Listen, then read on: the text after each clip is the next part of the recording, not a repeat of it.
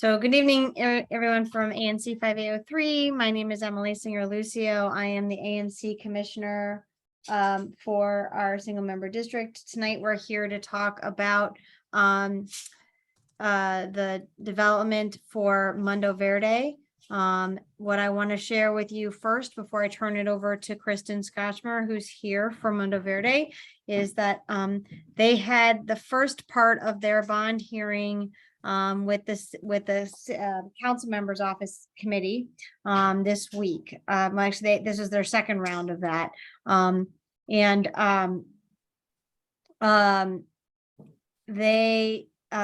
bond hearing, it did pass through committee, so it'll go to the full council. And the council members office and I have been in touch about our questions, concerns, and also some support for the program in terms of them, purchasing that building. But I did raise the concern about the fact that, we still had questions about traffic and things. So the purpose of this meeting is to have Mundo Verde share with us what they can right now about this acquisition, and address issues in the community about concerns about traffic, since I know that is a big issue. So Kristen, I'm going to turn it over to you. Hello, and thank you for having me. Thank you, Emily, for setting this up, and for everyone else for being present. Have a few slides to share with you, and then really eager to hear your feedback and questions, and hope to have this be a fairly regular, whether it's through the single member district meetings or through community meetings, but hope to have a regular way in which we can stay in touch about the project. May I share my screen, Emily? Looks like I can. Okay. Yeah, I gave you permission.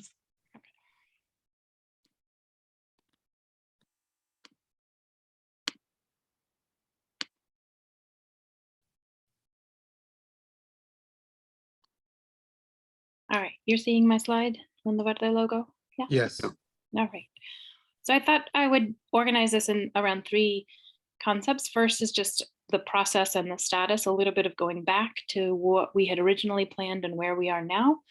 Some numbers, and I know that traffic and parking are of particular concern, so I've got some numbers of students, numbers of drivers as best we know right now, and then how we are thinking right now about addressing concerns. And that's where I hope, if you have ideas for additional things you really want us doing, I really want to hear from you so that I can incorporate that into our design as well as our engagement process. So going back a little bit, our 2017 charter amendment, which some of you know well, amended our charter for the Calle Ocho campus. There are multiple elements to this amendment. The first was that we were approved to operate a new campus at a new location, and that's the 8th Street property. The second one was that we could enroll more students, and these numbers are calculated across what they call the local education authority, which is both campuses. So we were approved for a total of 1,235 students across both campuses, with the understanding that approximately half of those would be served at the Calle Ocho campus, and that would be pre-K through 5th. We do have an amendment that goes through high school. However, that amendment is not one in which we would serve more students. What that does is it allowed us to launch a middle high school in collaboration with other immersion schools. And so that school already exists, DC International. In no way are we ever envisioning that we would have a middle high school on our own, but it is a place where our students can continue their language study, and it exists. It's in Ward 4 and is very much run fairly independently of us. I know that may have been a question. In no way are we thinking about a middle high school at this point. This is preschool through 5th grade, a full replication of our existing campus. When we proposed that amendment, we knew that the building, the 8th Street property, would not fit our full program of pre-K through 5th grade.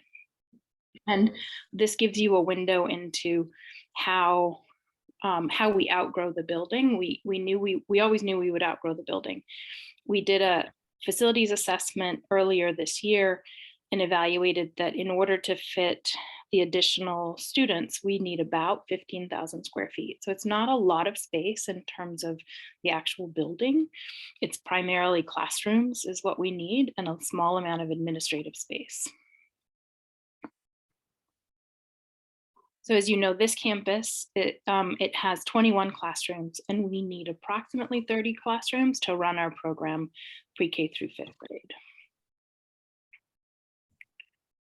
What we've done so far, as I mentioned, we did a program study, which helped us evaluate how much space we need.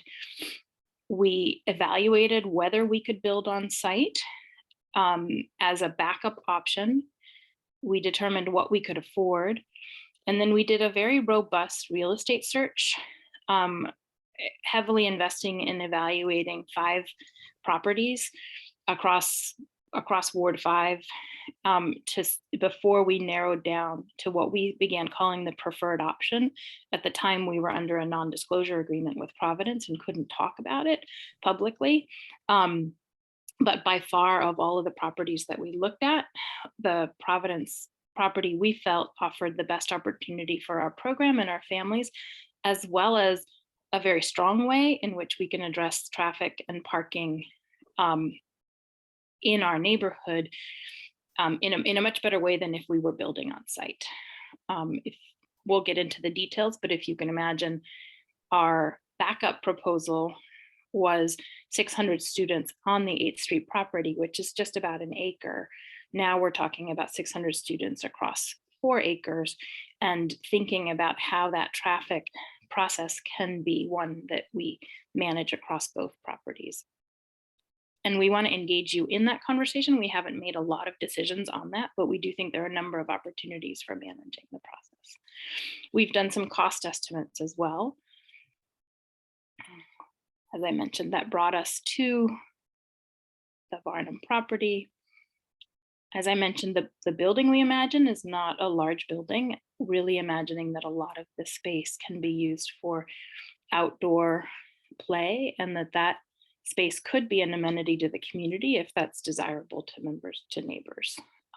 If those of you who may have visited our P Street campus, our Cook campus, that our playground and outside spaces are open for neighbors to use when on off hours. And we are imagining the same for this property. Some of the things that are either right upon us or ahead of us, our board voted just a few weeks ago to fully move forward with the project. The city council approval as the bond resolution, as Emily mentioned, is before us in early November, I believe. We do need to do a charter amendment. This amendment will be very, very narrowly focused on adding a location. The enrollment considerations have already been approved in the 2017 amendment that I described. What this amendment does is allow us to operate at a second location for this campus. That process will be public in November. I have a public comment period. And then the vote, I believe, is in late January. We've begun the design process, and we're collecting feedback from community members and particularly about concerns. And again, any ideas you have for things you want us to be considering. And we'll do more open charrettes as well. We anticipate construction to begin next summer and go through the next school year. The bond resolution, what is fairly complex, it is a large amount, and what it does is allows us to refinance our existing debt for the Cook campus, which is up on the right-hand side of this slide. It allows us to purchase the 8th Street property. We've been under a long-term lease, always with the intention of purchasing, but now is the moment that we're preparing to purchase. It allows us to purchase the Varnum site and then to do construction on the Varnum site, as well as some renovations to the 8th Street property, which are really about life systems that air conditioning system needs to be improved, the fire alarm system needs to be improved, things like that. This is more of the detail, and you'll get this deck so you can see the details, but this is how the funding, the $55 million, the bond resolution is up to 60 million in case we need a little bit more, but our budget is 55, and this is roughly how it's broken down. So as I mentioned at the top, the refinancing of our current debt, the purchase of the 8th Street property, the purchase of the Varnum property, and then improvements to both. Modernization in the case of 8th Street, and then Varnum, it is new construction. Okay, so that's where we've been and where we're going. A little bit of numbers. The current parking spaces we have on site is 46. The parking spaces for when we complete construction are being currently evaluated. So I don't have a number. We do anticipate adding parking, and traffic and parking are a core part of our design process.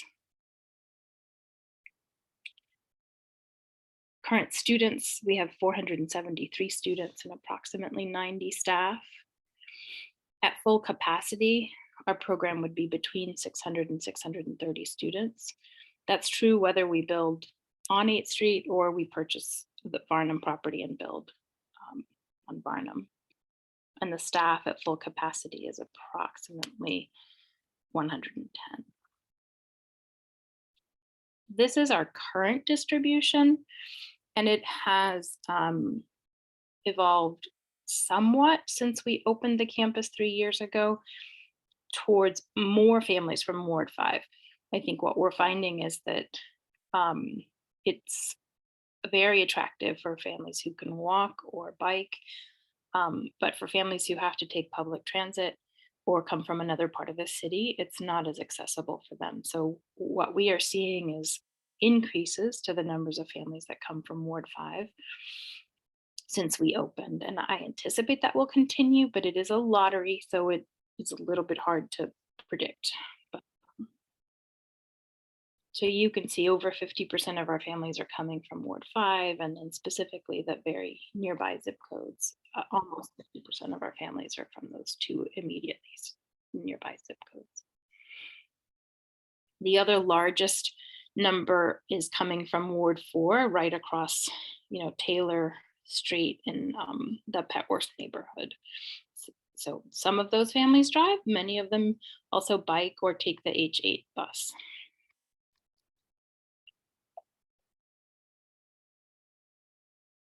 So we haven't done a formal study since before the pandemic, which at the time we had a distribution of approximately 40% of our students were walking, biking, or metroing. 40% were they're not old enough to drive, so they weren't driving, but they were being driven. And about 20% were on the shuttle bus. I'll speak to the shuttle bus specifically, but to give you a sense of right now, we've done some counts in October. And this is the counts that we're seeing. So about 2 counts showed about 40% of our student body. And I'm doing some estimates here based on knowing that about 60% of our families are 2 or 3 students in the family. So assuming that these cars are not just bringing individual students, but in some cases, multiple students. A formal study will give us some more information, but this is at least a snapshot of what we're seeing in the morning.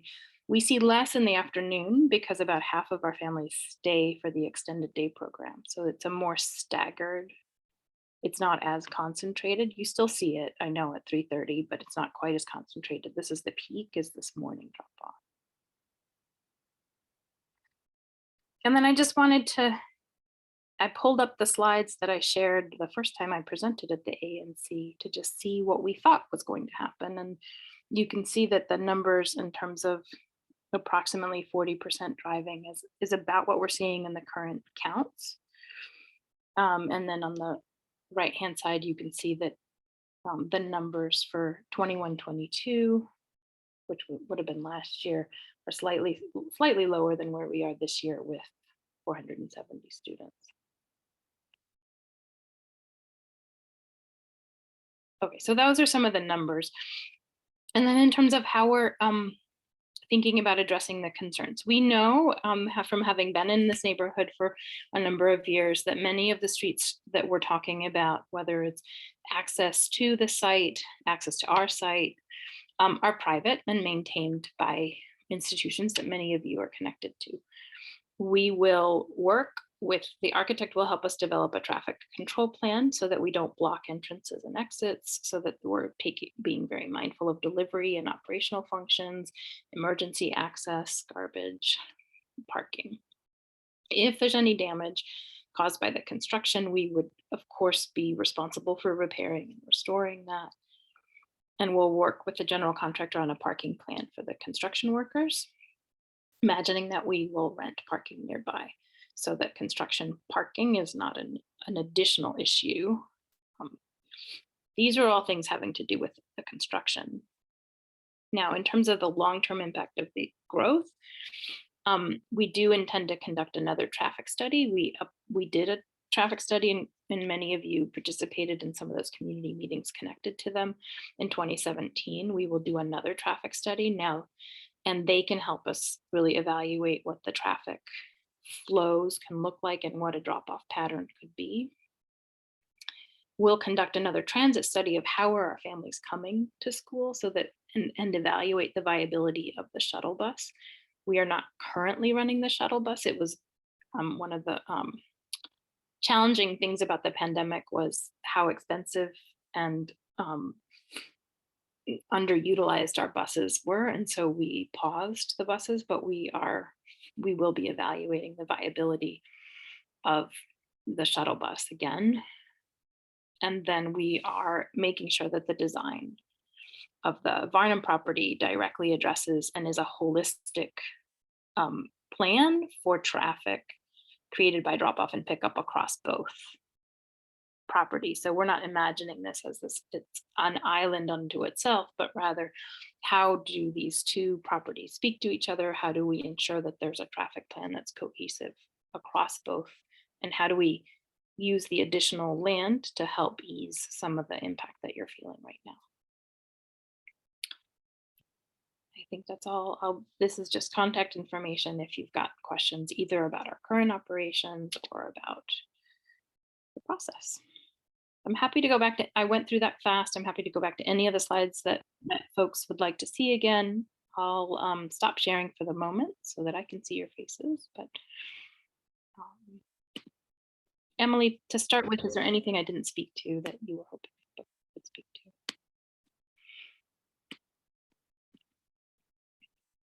Hi, sorry. Hold on one second. I'm trying to do something.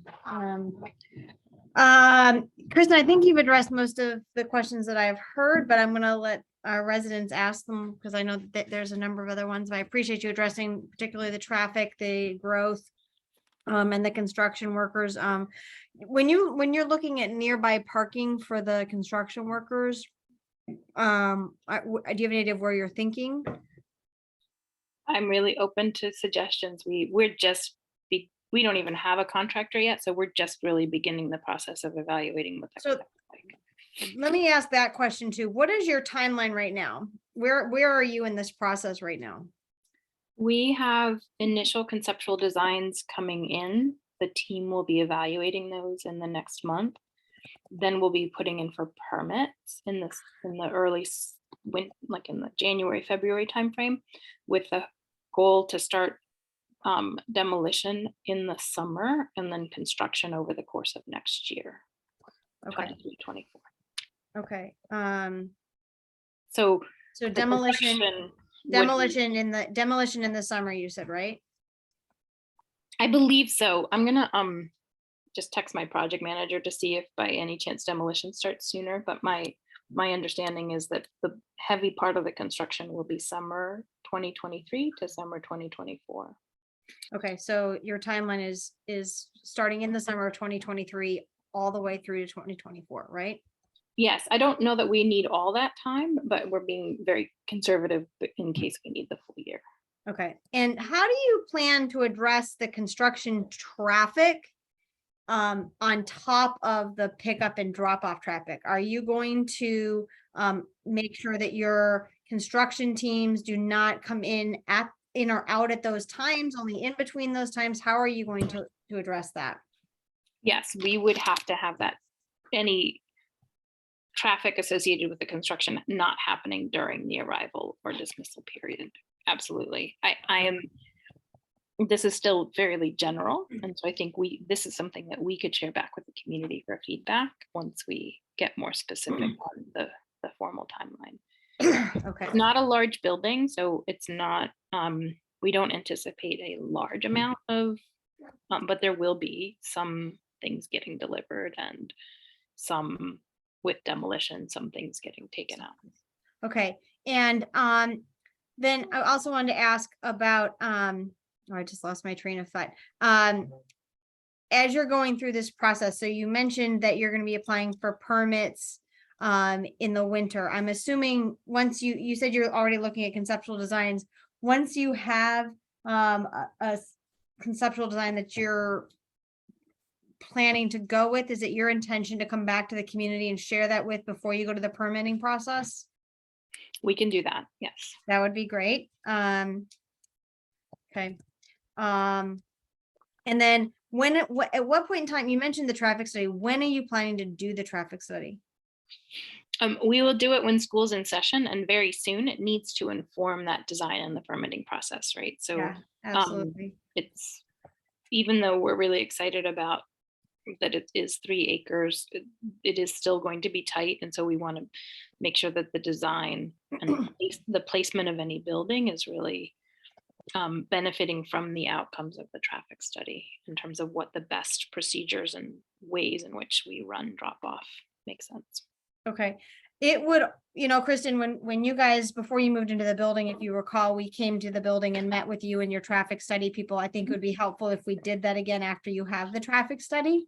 Yes. So that as you mentioned, that's going to inform the design. And so I think the community would appreciate it if this process could work sort of like, once you get the traffic study, you can bring that to the community. We can provide input on that, and also as a way of informing the design before we get to the actual design, if that makes sense.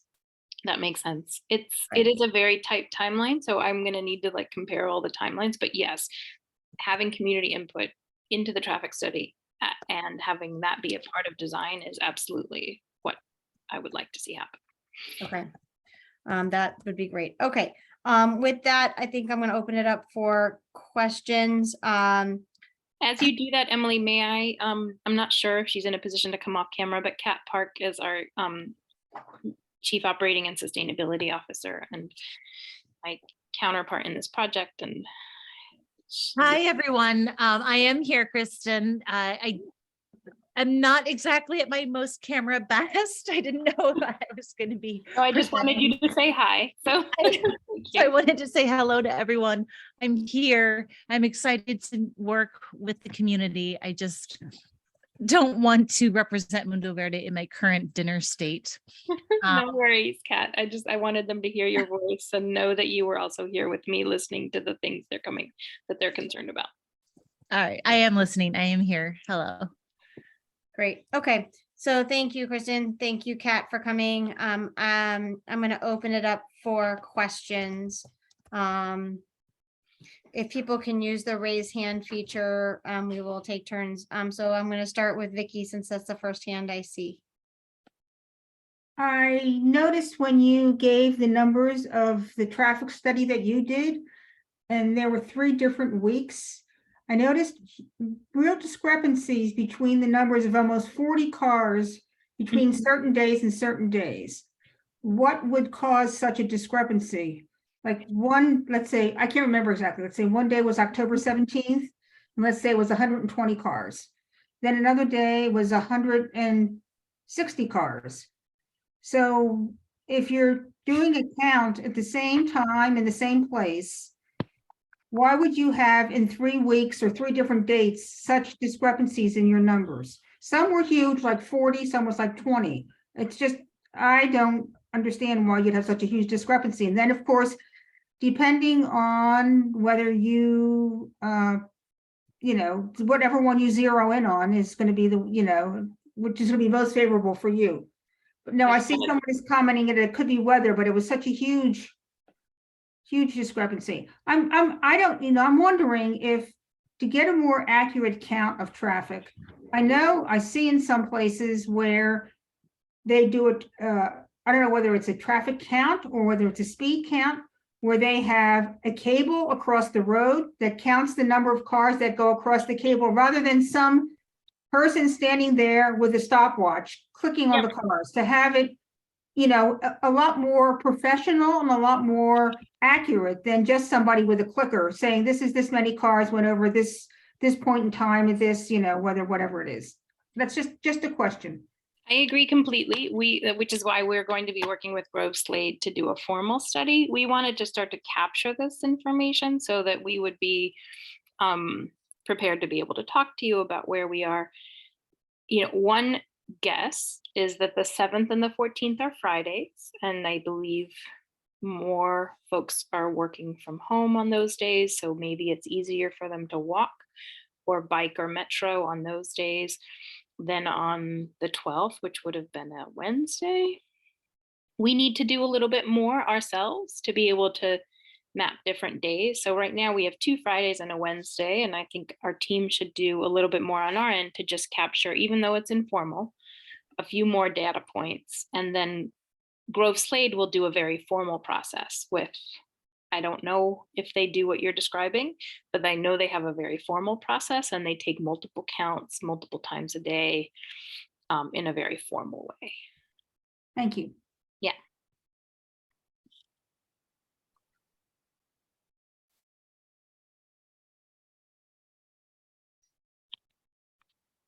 Okay. Lois, I think, are you it shows you're clapping. I think you mean to raise your hand though, right? Yeah, I'm sorry. Yes, I meant to raise my hand. That's Go ahead, okay. Lois. So to follow up on the on this whole, how are they counting the cars?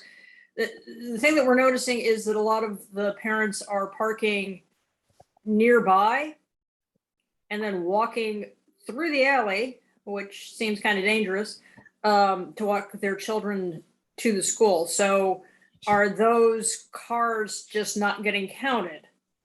So for example, is a lot of that discrepancy because people are actually parking on Upshur Street or 10th Street and walking their children up the alley or up 10th Street to get to the school.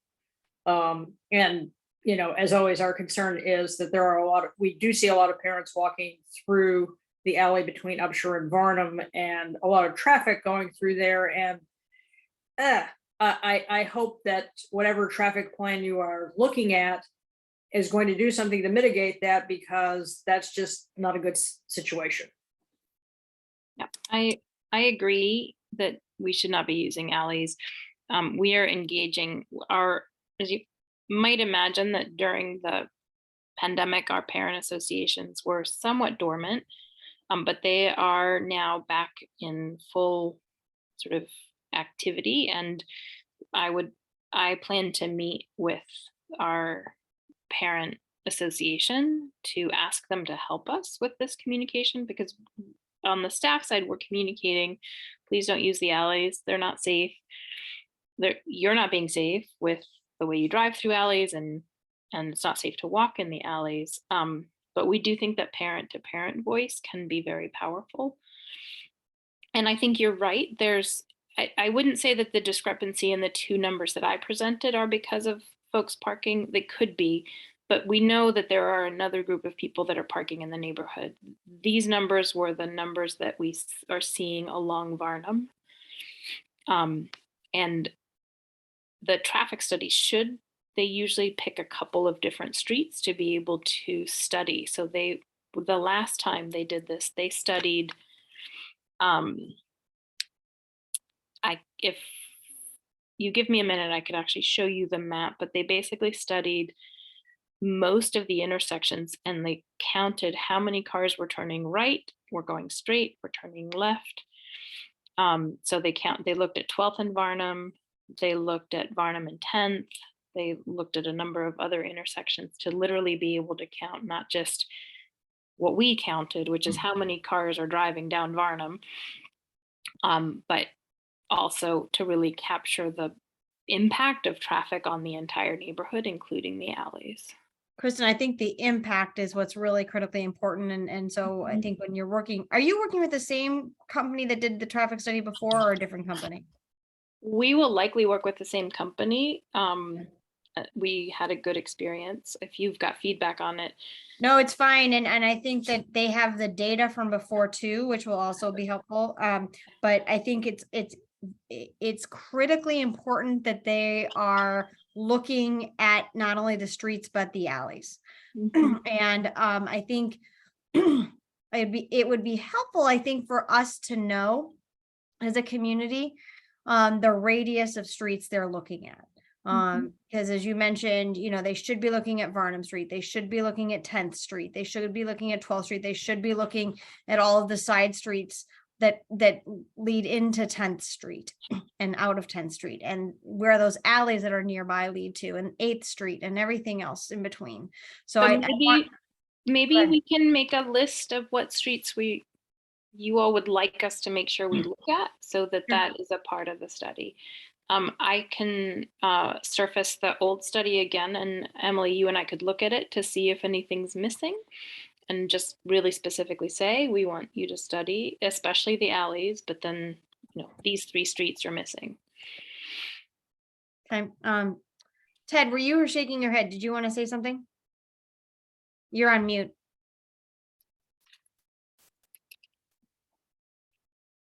I just agreed that if we can help list the study, the traffic to be looking at, because the whole Brooklyn problem is there's so much development going on here. It's all running into each other. As soon as the townhouses open up on Ellison Street, it's going to deluge Ellison Street, I think. And it's one of the few streets we can use to get out of this very small property back here. We're the Marist right across the street from you. And I think a bigger study would be helpful. When you go all the way down to Michigan Avenue and Monroe, the development here has just been incredible, and it's not stopping.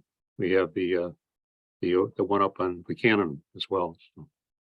So Emily, you have been really such a good advocate for us to work with EYA and the developers. I actually wonder, we can do a study of a piece of this, but I actually wonder if what we should be doing is asking the different developers who are working in the neighborhood to work with us to do exactly what you're talking about, Ted, which is a comprehensive study of the broader impact, because what we're talking about is about 145 to 150 students, but what you're talking about is in like large amounts of housing and many other things that are also affecting this issue. So I'm happy to bring it up with them, but maybe you and I together, Emily, can do that. I think that would be a great idea. I want to share with everybody that I did reach out and I'm trying to work together to pull together a meeting of EYA, people from Providence, people from the Washington Jesuit School, people from the PFC clinic, and from the Kennedy School Development to talk about some of these issues. So I think, Kristen, when we pull that meeting together, I think we should ask that we do a comprehensive traffic study amongst all those groups, because all of those groups are going to have development in this area. So that'd be great. Yep, we can do that. Clara. I have a question. I am part of the Stewart Center property, which is right next to 817. So we're 821. Okay. And my question is, with all the discussion about community involvement and being good neighbors, at what point are you as an entity planning? I'm sorry, my dog is on my lap and he is really jealous that I'm doing work and not paying attention to him. At what point are you planning, if you're planning at all, to talk with and meet with those of us who are so directly involved, you know, I guess, directly impacted by what is going to be a year and a half long process. I also, and I just want to circle back to, I sat in on the first bond, not the bond, I think it was the first bond meeting. And at that point, I think maybe your architect was on that call as well in that Zoom. And he seemed to be pretty clear that the demolition was slated to happen in February. So has that been changed? Because I thought I understood you just saying that it would not be until summer. I'm curious about that. I don't have the specific dates for the construction timeline, so I want to own that. I know that the bulk of the construction is happening summer to summer, but there may be some work happening in the spring. So I will commit to making sure that I get that full picture to you. I Great. just don't have it right now. Mhm. And for sure, I would love to meet with, I think Kat and I would love to meet with our immediate neighbors. So you all as well, Ted, as Maris, Great.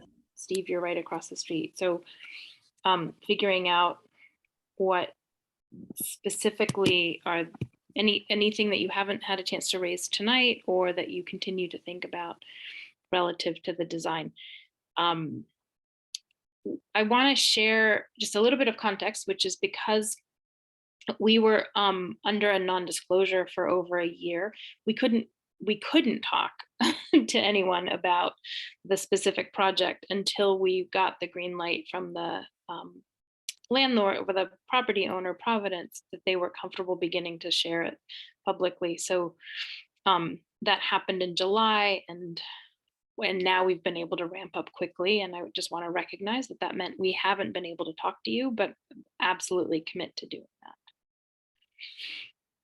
I know for you all, this property goes around your the retreat center and the Stewart Center. So Correct.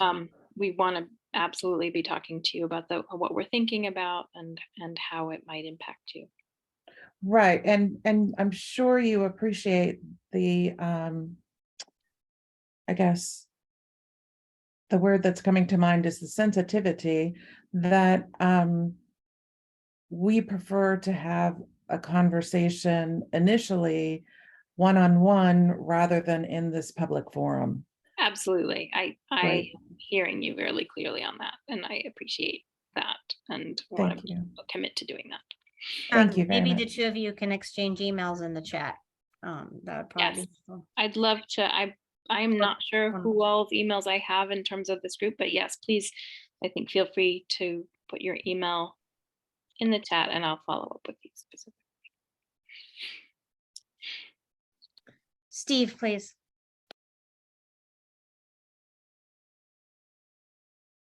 Steve, you're on mute. Sorry, a couple of questions. I asked earlier, can the slides that Kristen submitted be put somewhere so we could all see? And you answered it's on the website. What website? Can you provide the address? Yeah, for the website? ANC 5A website.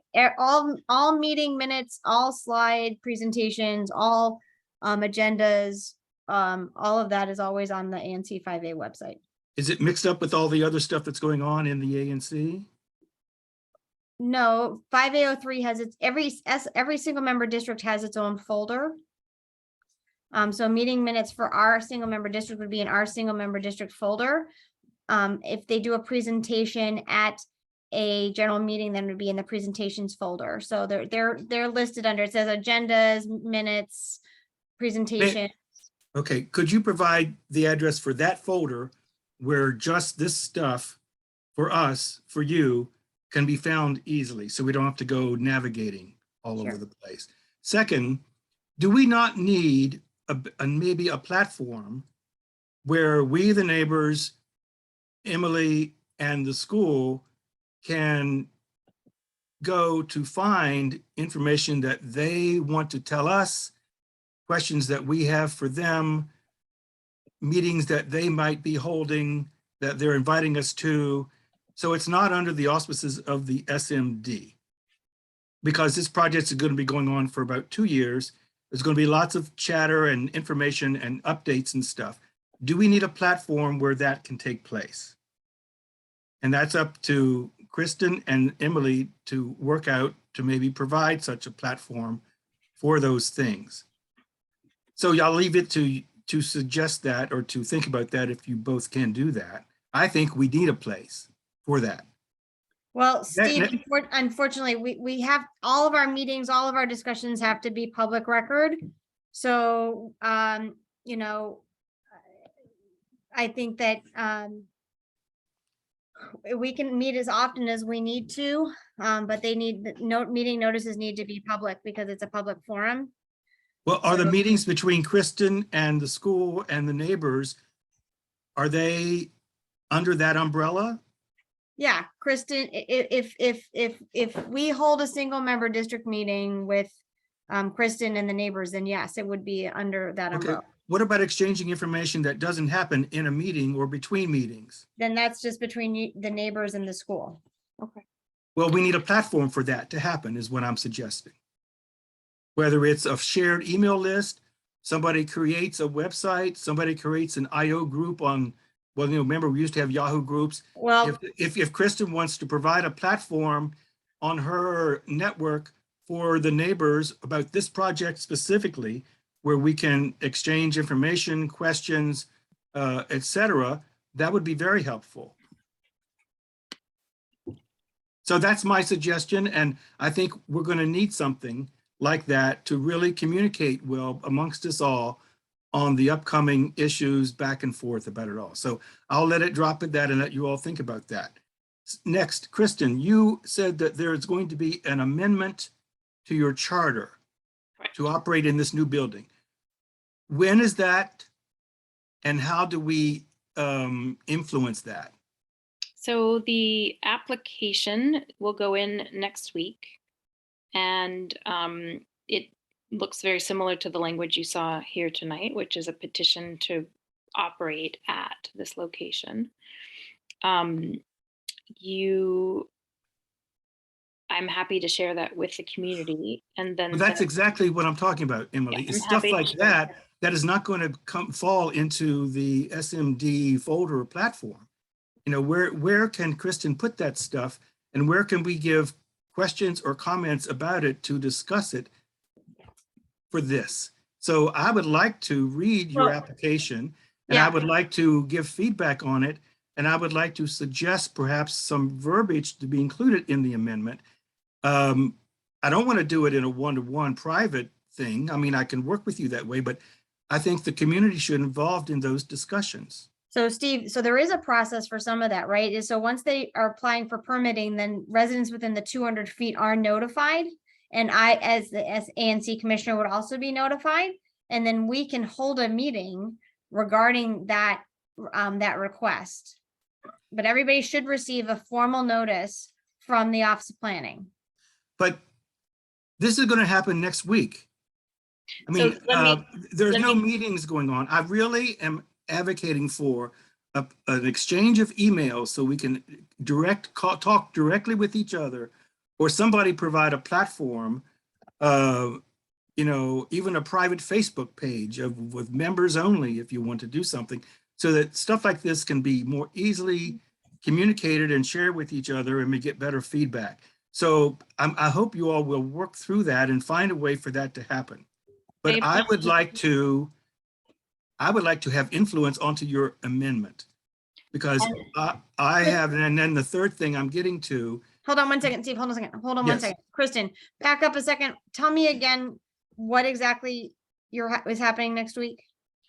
Okay, so first off, I'm committed to figuring out a way to make sure that community members are getting the information in real time. So I don't know what that platform looks like, but committed to figuring out both making sure Emily in the formal process has the information that's needed, but then if there are things happening in faster time frame, that there's a forum for that. What is happening next week is just the very beginning of the amendment process, which is I submit the amendment to the Public Charter School Board. Then there is 6, I believe, don't quote me on the exact time frame, but it's at least 4 weeks, 4 to 5 weeks of public comment. And then the charter school board will vote in late January. So the public comment starts November 3rd and goes through December 7th or 8th. And then the vote is in late January. I would, if there's anything that's already on your mind, Steve, about what should go in the amendment request, I'm happy to see it now. The amendment basically says, we request permission to locate at this site. This is how many students we would have there. The information that I've shared tonight is what would go into the amendment. But if there's something missing, I'm really open to hearing from you what you would like to see. Well, it has to do with your commitment to the traffic management plan. And I would like to see specifics about your commitment to the traffic issues in the amendment so that the school board is aware of your public,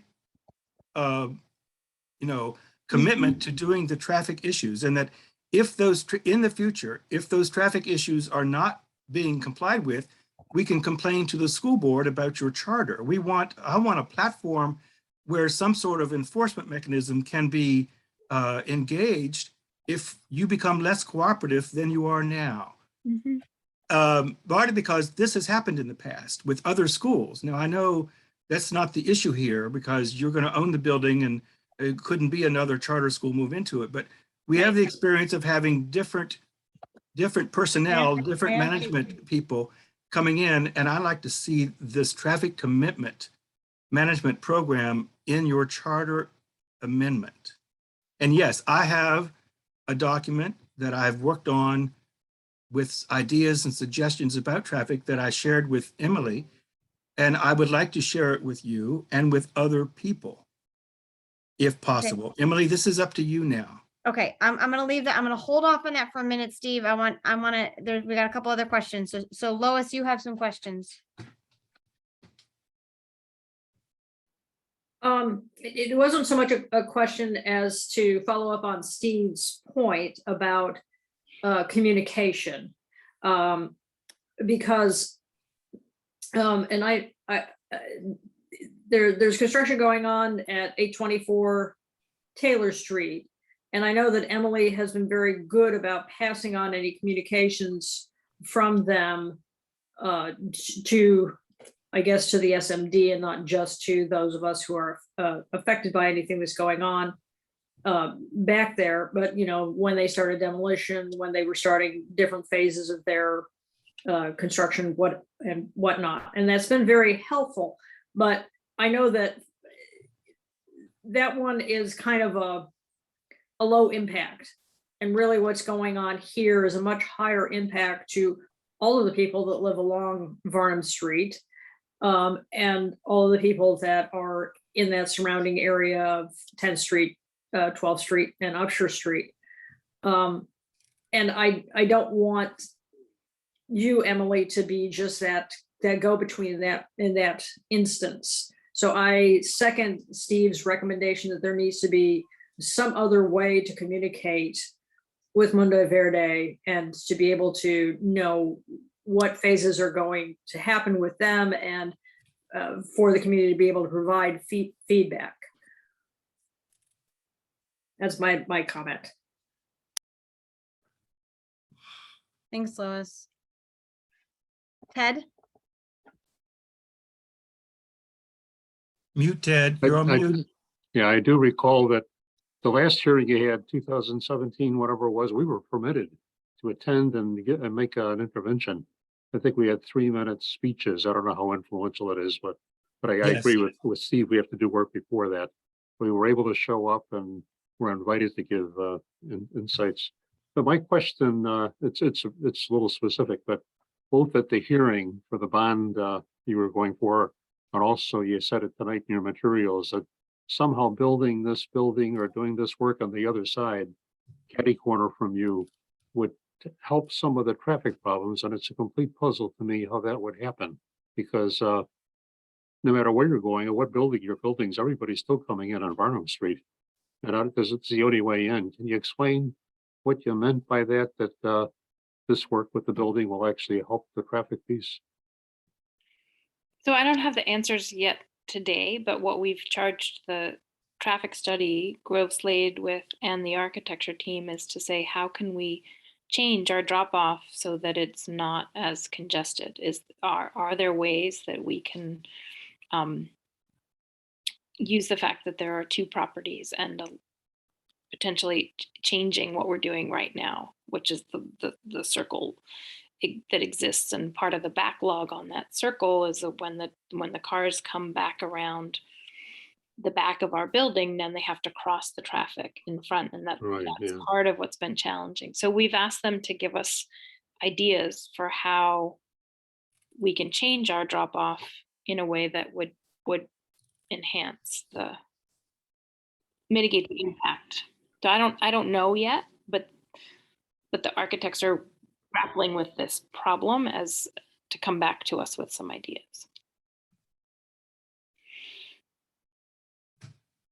I thought I saw another hand up. Maybe I didn't. Oh, well, okay, Nicholas, go ahead. Thank you. I do not live in that area. I'm 5 minutes away, but my kids do go to Mundo Verde. And following up on what Ted is saying in the conversation on traffic, I don't know if this is the way that it can be done when you talk with other parts of the community like EYA.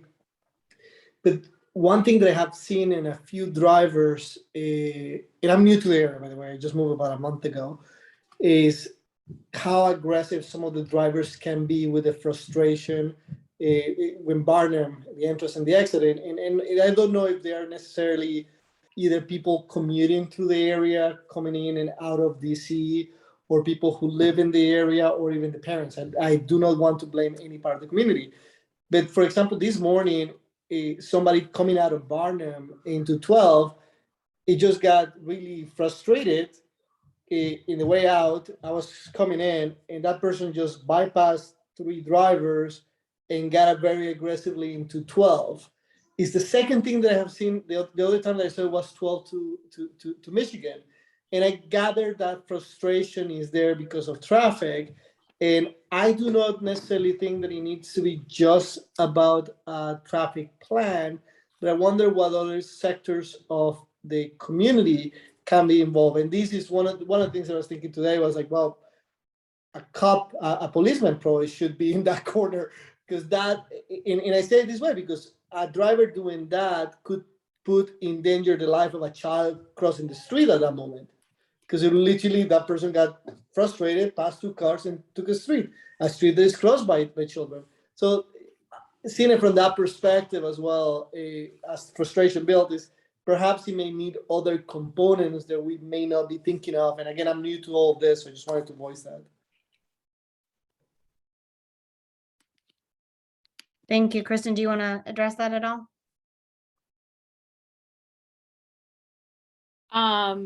I mean, I just appreciate that this is a complex, multifaceted problem, and our parents are a piece of it, but there are multiple things going on. I know we have observed cars turning onto Varnum and then cutting down the alley and never coming near the school, that just as a way to get around the 12th Street traffic. They get frustrated with that, so they want to or they want to cut over to Taylor, and they want to get ahead of the traffic that backs up on Taylor, which has nothing to do with the school. So I think it's incredibly complex and very, very important to think about safety. And also going into the hospital of the urgent care. So yes, not only, that's a great point, Kristen. It's not only about the school, is just because of how the situation is. It's just a little more complex than we're thinking it is. Mm-hmm. Kristen, I want to ask you a question because it was in the chat about improving the biking infrastructure. Do you want to address what your plans are to do some more of that?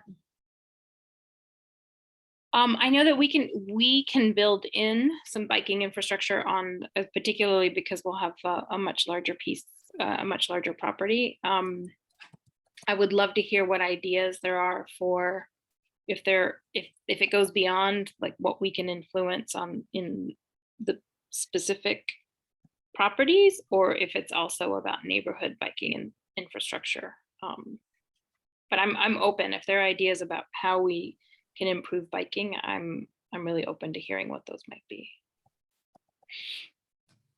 Well, I know that with the EYA development, there is supposed to be a bike share coming in. I'm not sure how much that will benefit the situation, but the MBT isn't far from us. And so, Kristen, one of the things that might be really helpful to know when you survey your parents is of those who bike, maybe you could find out specifically where they're coming from, so that, like, for example,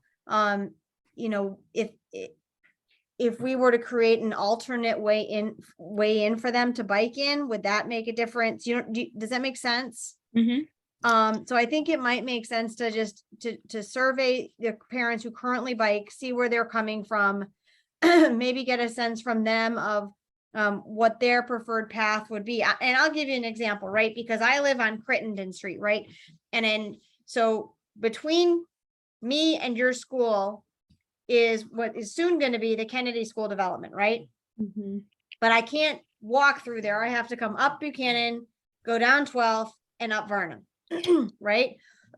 So I think the question, if I was in that situation, I would say my preference would be right to go through 10th Street, right? And so now I know we're going to try and have a meeting with those townhouse developers and everybody else about the sort of the overall traffic plan, right, as a comprehensive idea. But I think just having that information, that data point from your parents that currently bike, to know would be helpful, right? I mean, I happen to know one family who attends your school, and they do bike, not all the time, but they do bike, and they live farther up South Dakota, right? And they used to live right by me, and now they live farther up South Dakota. And I think you know who I'm talking about, but I think that if they were able to get off of South Dakota earlier, right, just for safety, they would be happy with that, right? And with the, with all the extension of the MBT, and I think that eventually there's going to be bike lanes on Taylor Street, they're coming. So I think we need to look at all of that and see, what the options are for better biking trails. And maybe that will be an enhancement to people biking. Right. Okay, I want to go to Vicky. She's had her hand up for a while. Kristen, earlier you said, there will be an opportunity for 2 drop-off points now with 2 buildings. I think that's wonderful, 2 drop-off points, but in fact, there's only 1 street to get there, and that's Varnum.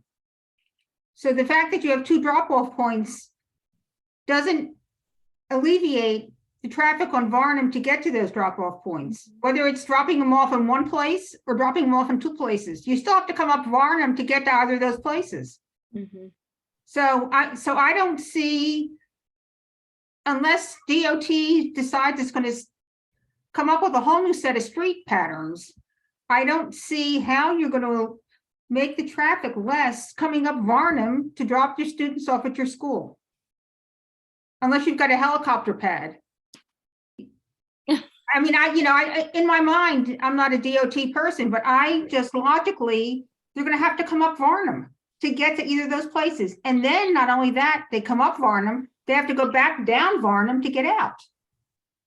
So you've got so you've got 100 cars coming up and 100 cars coming back. So I don't see how you're going to make less traffic with more students, especially, and more faculty. And I mean, just logically, I don't understand how that is going to make less traffic. Unless you've got some underground tunnel project that you're going to do with your $60 million. But logically, I don't see how that's going to happen. I don't have the answers right now, but I'm committed to working to figure this out. Clara, you've had your hand up. So I just have a question about whether or not parents have any incentive.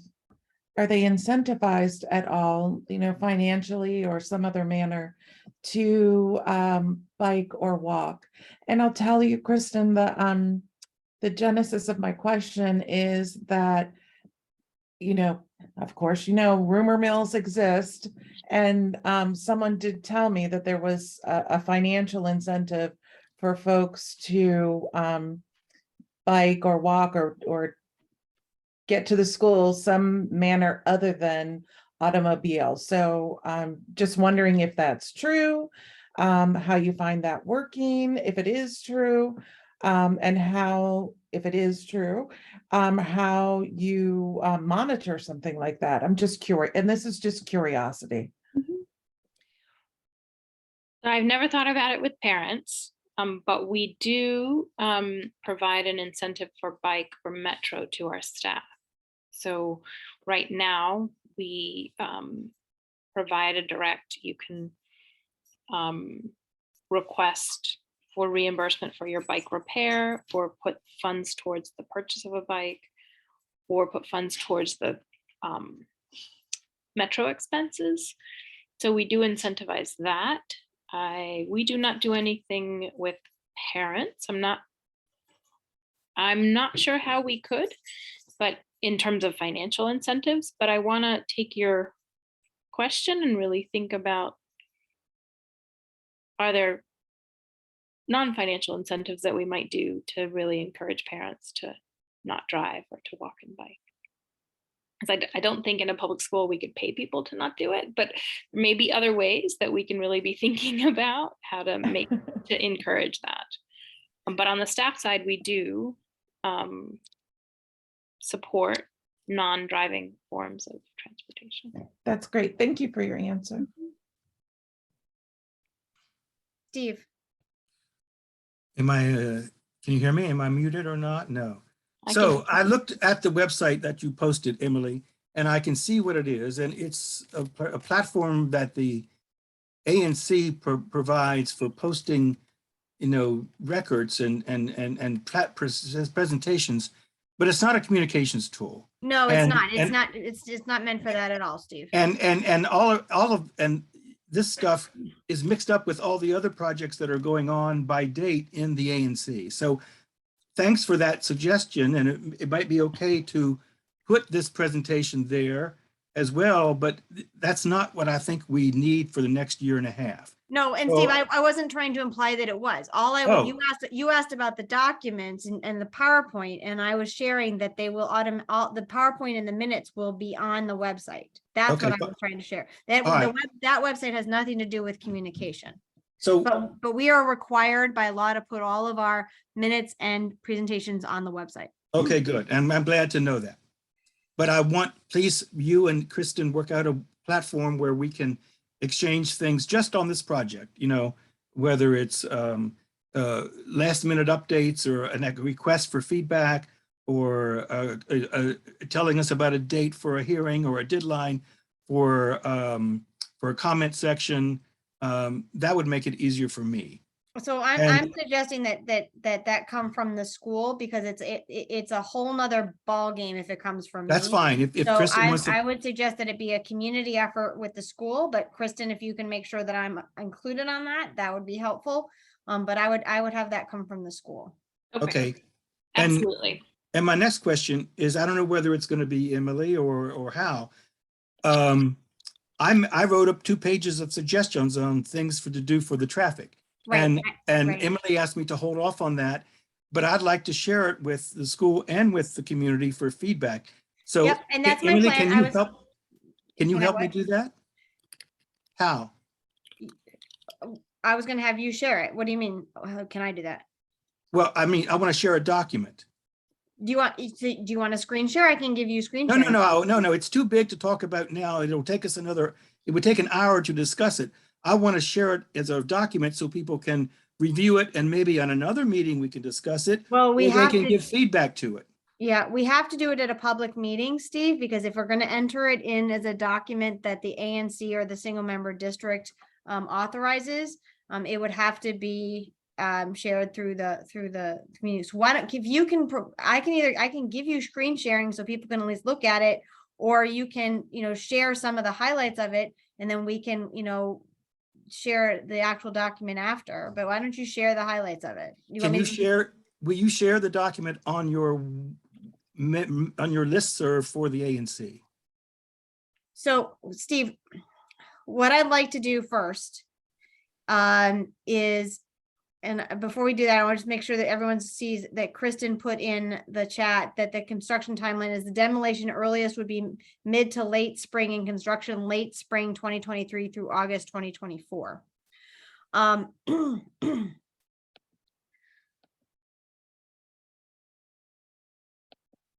Steve, let me hold on a second. I mean, my question is very easy. Can you share my document with the listserv? It's 2 pages of Word. Yes, but Thank Steve, you. but I want, we need to do it as a meeting. That's what we need to do it as a Well, meeting. this is, okay, I'm telling you, if you want me to list a few of them verbally, I That's what I'm can. asking. That's what but- I'm asking you to do. I'm But does asking you that to mean that the document will get So, shared? okay, all right, Steve, I want to back this conversation up a lot. So what I want to do tonight is I want to involve the people who are on this call with your thoughts on this document. So for those, so since Steve has not shared this publicly yet, the goal is that Steve is looking to create an agreement with the community and Mundo Verde through the ANC that would address some of the issues. So Steve, I would like you to highlight some of the things in your letter. How will the letter, when I'm through highlighting it, be shared with people? Steve, can let's deal with one thing at a time. Can you just please, because that's what Okay, we all need to talk about that collectively, okay? Because what needs to happen is this needs to be a discussion amongst everybody in the group to see whether people are interested in this, in moving this, something like this forward. All right, here we go. Are you ready? I'll start reading. So I think that the school needs to create a traffic management plan in which the purpose is to reduce the amount of cars and traffic arriving at the school in arrivals and school dismissals, that it will be efficient and safe for everybody to use.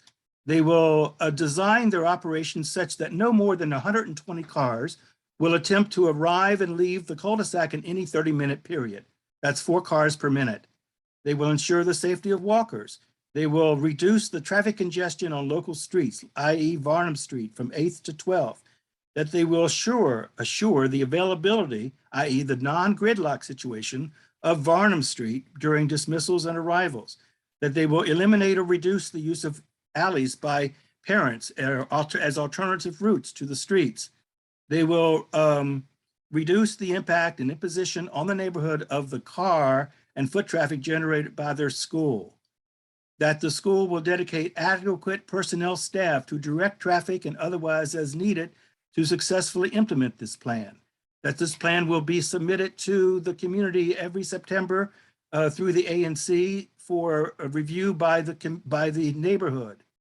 They will frequently communicate to the parents and tell them not to use the alleys at 901, 917, 1003, and 1019 Varnum Street as shortcuts.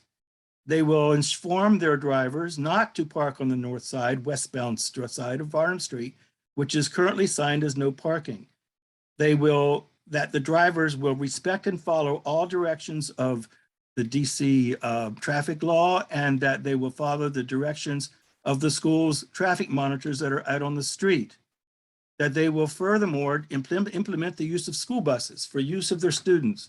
That they will endeavor to have 50% of their student bodies brought to and from the school by a school bus. They will expand the arrival time from a 30-minute period now to a 60-minute period so that not all the cars need to come at the same short period of time. They will expand and stagger school dismissal and pickup time from one time for all, 3:25 or 3:30, to several time periods so as to prevent the peak of traffic at dismissal time. They'll stagger the arrival and dismissal times into groups of students so as to spread out the peak of traffic from 30 minutes to over 60 minutes. They will design and implement a drive-through pickup system similar to the morning drop-off period for dismissal operations to avoid the necessity of every parent in a car to park and walk into the school to ID and claim their child. There are examples of this done in other schools around the country that I have examples of. They will consider using walking shuttles where parents could drop off or pick up their children several blocks away and be walked to and from the school by staff, just lowering the number of cars in the cul-de-sac and the congestion that creates. They will seek and possibly rent off-site parking for their parents and staff. So those are some of the suggestions I have, Emily. Is that satisfactory enough for you to post my document to everybody so they can see it? So Steve, what I'd like to do, thank you for sharing that, is get some feedback from the people who are on the call now. So does anybody have any thoughts or comments about that document? And the things that are in there, and Kristen, you're welcome to chime in on things on there as well. I'm going to start with Lois. Thanks, Emily. It's a really long list there, Steve.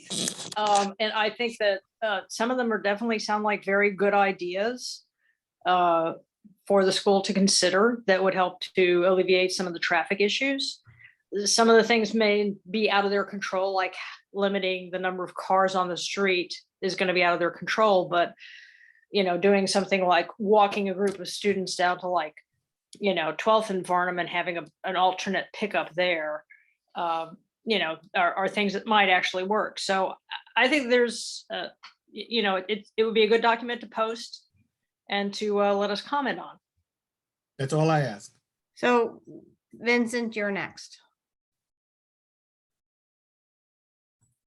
Thank you. Yeah, just wanted to basically agree as Lois just said, like some of it's really good input as far as consideration, but I feel like we don't want to tie their hands in planning things. So just to be I think we should be careful about that because they have a lot of their own internal functioning to manage as well. So it's kind of we're all neighbors trying to figure this out together.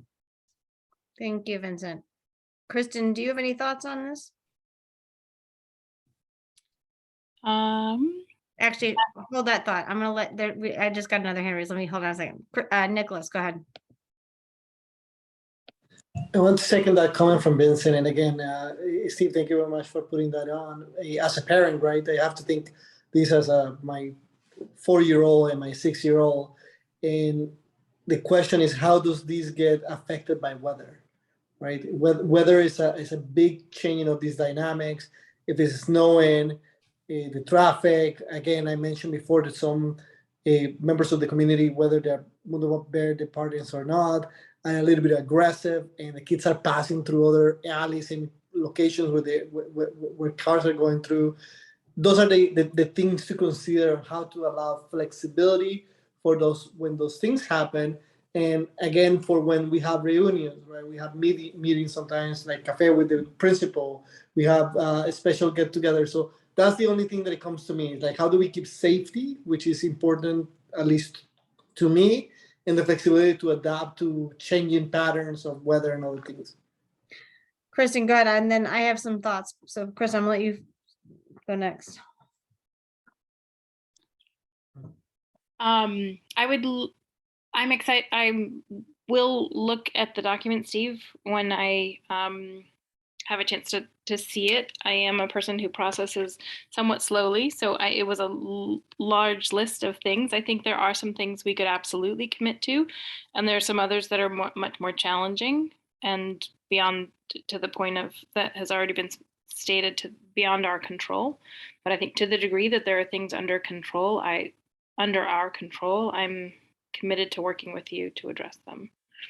And I heard some things that I think we could do. I just when I see the list, I'll be able to respond more comprehensively. Thank you, Kristen. So here is my suggestion on how to move this forward. I would like to create a task force of a few people to work with Steve on this letter. And I'd be happy to be a part of that. I'm hoping Kristen would be willing to be a part of that. And then 2 or 3 other or 4 other or however many other neighbors who would like to work at, having a discussion about this and seeing if there are any other, what we needed to do to look at it. And then we'll bring it back to the single member district, and we can also bring it to the ANC. Lois. And she's out of town on business, so I'm going to volunteer Anne, my spouse, to be on that committee, because I think I hear Steve laughing. Oh, and- that's right. No, that's good. Thank you, Lois, And- for yes. volunteering. I will support her in any way with that, but she is very good with words and very good at, probably chunking things up. So it would be like, things that Mundo Verde could do, things that the community could do, things that parents could do, things that are nice to have, but we're not quite sure how to do. I mean, that's kind of just off the top of my head, how I would start chunking things up, but she's much better at this than I am. So that's why I'm volunteering her with my assistance. Okay. All right. So anybody else want to volunteer to be on that? I know Steve, Anne.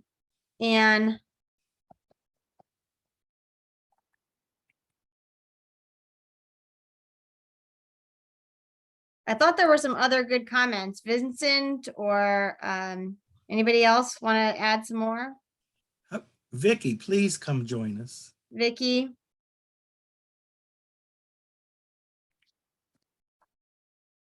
I'll give it some thought. Okay, that's not a no. Vincent, are you interested? As much as I would love to, I'm really overbooked as it is. So Yeah, you sorry. and me both, but somehow I end up adding more stuff to my plate. Nicholas, I'm not going to nominate you, but I'm wondering if together we might identify a couple parents who could participate. I think to the degree that we can get parents talking to each other, I think that could be really powerful around the things that are under our control, whether it's the school's control or the control of parents. I'll be happy to that. Again, I'm new to the community. I haven't even finished unpacking. So as Vincent, I still have a lot to do just to manage. But I'll be happy to work with other parents and at least look at the documents and give our input. Okay. Ted, you're muted. I'll work with it too. I'm glad to do that. But some of us have had 14 years experience with this. I think Steve is one of them. There's others around here too. We've been through 3 charter schools here. Number one, you can't control your parents, no matter how you try it. They're the ones that are going to say, no, I'm just going to dash in and do something. But you're in a parking space. It doesn't. I'm just going to dash in. I'll be right out. That's one issue. I don't know how to control that. And secondly, I don't think there's a substitute for having continuous meetings at a set all time. We did this with some schools where, every few weeks you'd have a set date. We'd sit down and say, how's it going? What's cooking? In a way that works. I'm not saying that what Steve says doesn't do, but it develops the relationship, number one. Number two, you can solve problems together. I'd keep that in mind. Just put on a pot of coffee and say, let's say second week, third week, every month or something. We'll just sit down and see how things are going. It wouldn't be a substitute for everything, but it can make things better. But I do think setting up sort of maybe a regular meeting schedule is a good idea. Nicholas, can you put your email in the chat so I have it? Nicholas, I want to ask you, you just said you moved into the community. Where are you living in the community? I'm in 13 across the other charter school. I don't know, like between Randolph and something else. Oh, okay. I got you. I know where you are. Okay. A little bit of south of Michigan. Yeah, you're in 5B. I just wanted to double check. Okay. Yeah. If you could put your email in the chat, that would be great because you're not on my sort of list. So I Emily, got your invitation though through the listserv. Yeah. No, you're not on the SMD listserv. a question. You're on the Brookland listserv. Yes. That's how I got the invitation. Yeah. Right. This peripherally affects the neighboring ANC, a single member district, Emily. I'm assuming you'll reach out to them for. They were invited. They were invited to this meeting. Okay. And a couple residents from that SMD attended.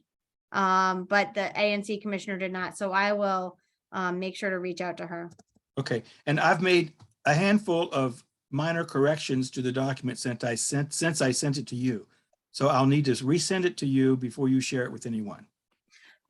So what I'm not gonna actually share it with people, Steve. What I'm gonna do is I'm gonna pull together this task force. And then once we have the task force together and set a date to meet, then we will share the document with everybody, okay? And you're welcome to share it. With who? I The don't have any task force. email. You will Okay. once I pull together the task force. Okay. All right. Okay.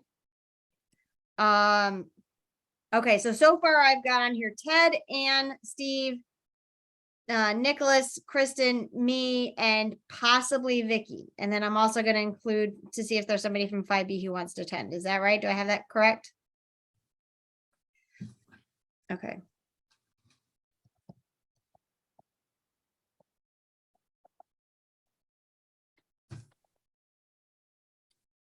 Okay. All right. So I will create an email. Let me just make sure. Okay. I'm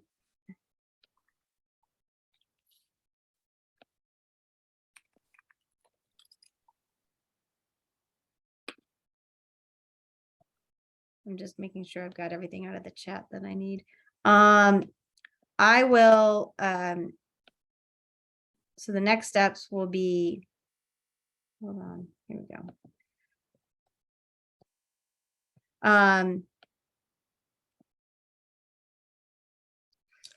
For me to email everybody who offered to be on this task force, and set up a meeting for us. And then we will go from there and share the document and everybody can review it. What we'll do in that case is I will create a shared document that we can all edit. Actually, Steve, can you do that? Do you know how to do you know how to do a shared document? Okay. No. All right. I'll do it through Word. Lois. Go ahead and add me as well, Emily, because I mean, I don't want to just throw Ann under the bus.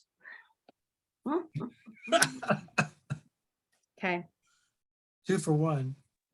Yeah. Okay. Emily, do you want me to do it? Like, does it help you in terms of the ANC? It would help tremendously, Kristen. So I'm happy to do that. So Steve, Okay. if you want to send it to me, I'll make it a Google Doc and share it with the group. Because I can't use Google Docs through the Yeah. ANC, but if you're going to create it, then I can add I'm it. happy to do that and manage the. Will Perfect. do. That would be great. Thank you, Kristen.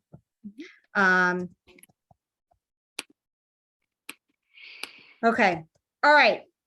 Thank you, everybody, for a good discussion. Kristen, thank you for the slides. If you can make sure to share those, send me those slides so I have them and can post them with the community. That would be great. Any other questions for Kristen while we've got her? Okay. Kristen, let's just make sure that we are meeting regularly. You're keeping us posted. You know, one of the things we did with EYA is that as the project was moving forward, they would send me weekly updates that I would just post to the email list that said, this is the construction activity that's going on now or whatever. You're welcome to send me that and say, hey, this is where we're at. We're doing this with the charter school board. This is where we're at with the bond hearing. This is, you know, just if you want to send me even if it's just like a 3 to 4 sentence blurb, I'm happy to post it to the email list. That would be great. Happy to do that. Yep. Okay. That would be great. Ted, you have your hand raised. Did you have one more thing? Yeah, just one little point in fairness to Kristen, that we're at the same impasse we were in 2017. We don't think that building can handle more than 400 people and take traffic. We agreed to it and it went that way to the committee, but we're just wondering how increasing it by 1/3 is going to make it any better. So I'm just stating it that boldly for you. Like when we get to the big ANC and beyond there, that's going to be the big question, how you can possibly control traffic with a 1/3 increase in students when we're having problems right now. That's what you can think about. That's where one of my ideas comes. Use a bus. That buses must be the answer because it's a reduction of Kristen cars. did say that they're going to look into that. Kristen did Well, say they're going to look into that. Well, we need more. We need to look into it and do it. Okay, thank you. Thank you, Ted. Only other thing I wanted to mention is that Kristen will be presenting about this at the ANC meeting next week. So I just wanted to make sure everyone is aware of that. Okay. All right, thank you, everyone. Have a good night. Thank you, Okay. everyone. Good night. Appreciate Thank it you. and the suggestions. Thank you. Thank you. Good night. Good Thanks, night. Emily, as usual. Good night. Thank you, Ted. Thank you. Thank you, Kristen. I appreciate it.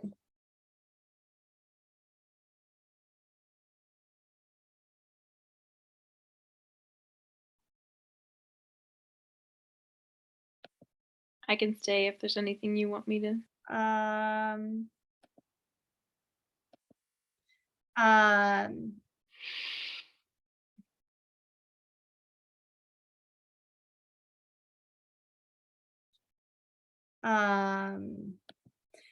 no, I knew that Steve was gonna do that, and I've been for weeks trying to figure out the best way to do that. So I think that having sort of just a task force that looks at it, I was very happy to get some of that other pushback from the community about it.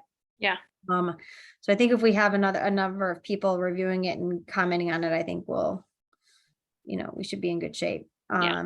I think the one issue we're gonna have is I don't think Steve knows how to use a Google Doc. So we'll have to just deal with that. But anyway, okay. All right. Well, thank you, Kristen, for I mean, doing I this. think there are some things we could do, and I was even wondering. I can't commit to 120 being the cap, but I was thinking, one of the things perhaps we could do is make sure that anyone going through the drop-off lane has a Mundo Verde sticker, or they can't drop off their child, and then you would know when the people start going down the alleys if they're Mundo Verde families or not. And I think that's a great idea. Having a sticker of some sort. I think that's a great idea. maybe it's a sticker with a number, so you're like, I saw Mundo Verde 105 going Right. down the alley. Versus, Yeah. like, Have everybody register for a sticker. I think that's a great idea.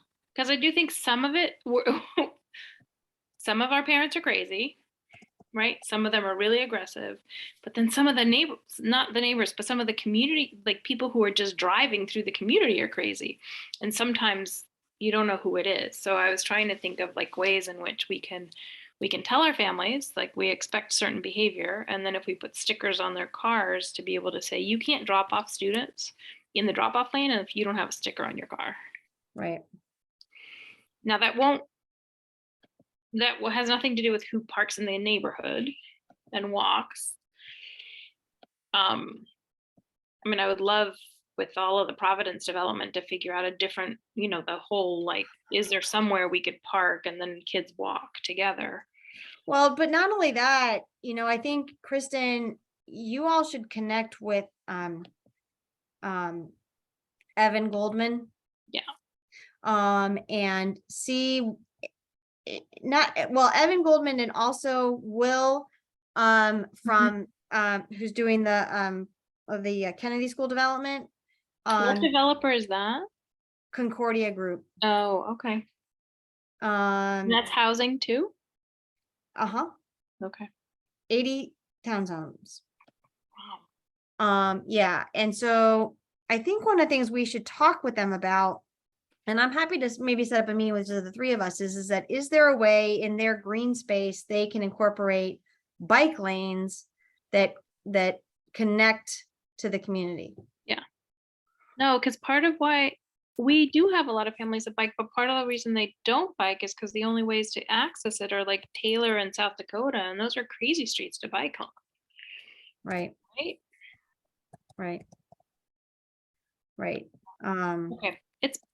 You've had a long day, but thank you have. for taking a minute. You're welcome. Yeah.